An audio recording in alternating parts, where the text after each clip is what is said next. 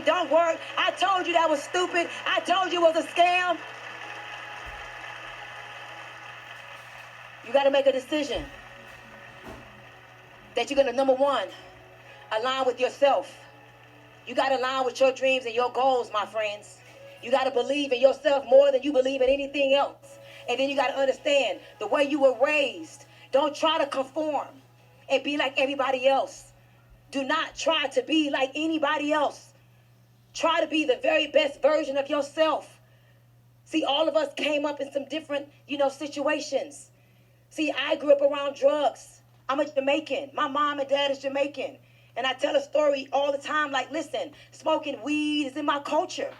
I know many of y'all may think it's crazy, but I grew up with my mom smoking weed around me every day.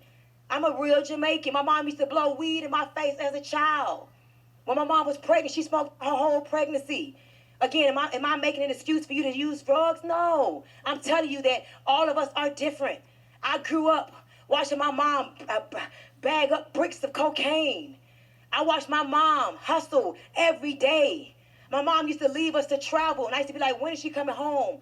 I didn't get mad when my mom left to go to work, because that was her work. I would pray for her safe recovery, and I would pray for her safe return.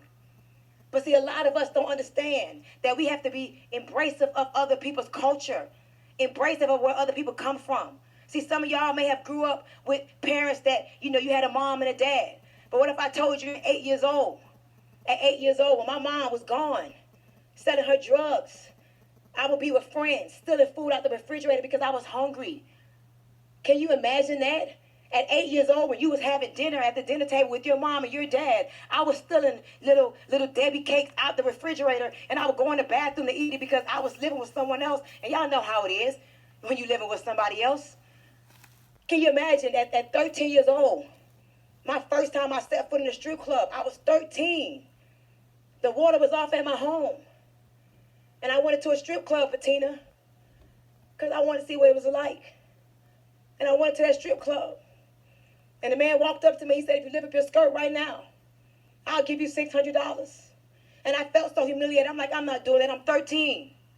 But I thought for a minute, if I lift my skirt up, I can make enough money to go pay my water bill back home. And at 13 years old, my first time in the strip club, I lift that skirt up.